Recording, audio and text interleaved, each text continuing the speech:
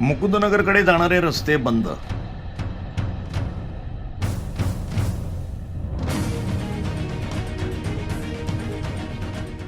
अहिल्यानगर शहरातील मुकुंदनगर परिसरात महानगरपालिकेचे कंत्राटी कर्मचारी धीरज परदेशी यांच्यावर झालेल्या प्राणघातक हल्ल्यात उपचारादरम्यान त्यांचा मृत्यू झाला. या घटनेनंतर शहरात निर्माण झालेल्या तणावाच्या पार्श्वभूमीवर प्रशासनानं मोठा निर्णय घेतला आहे.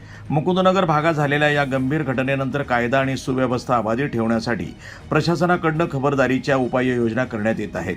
मुकुंदनगरकडे जाणारे रस्ते बंद करण्यात आलेत. परिसरात नागरिकांची गर्दी होऊ नये आणि कोणताही अनुचित प्रकार घडू नये यासाठी पोलिसांनी रस्ते बंद केले आहेत. मात्र मुकुंदनगर परिसरातील रहिवाशांसाठी गोविंदपुराकडील रस्ता सुरू असल्याची माहिती पोलिसांकडून देण्यात आली आहे. त्यामुळे स्थानिक नागरिकांना या मार्गाचा वापर करता येणार आहे. दरम्यान धीरज परदेशी यांच्या मृत्यूनंतर परिसरामध्ये तणावाचं वातावरण निर्माण झालं असून परिस्थिती नियंत्रणात ठेवण्यासाठी पोलिसांचा मोठा बंदोबस्त तैनात करण्यात आलाय.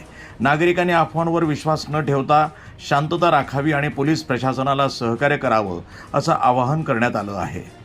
वृत्तसंपादन विभाग, न्यूज टुडे 24, अहिल्यानगर.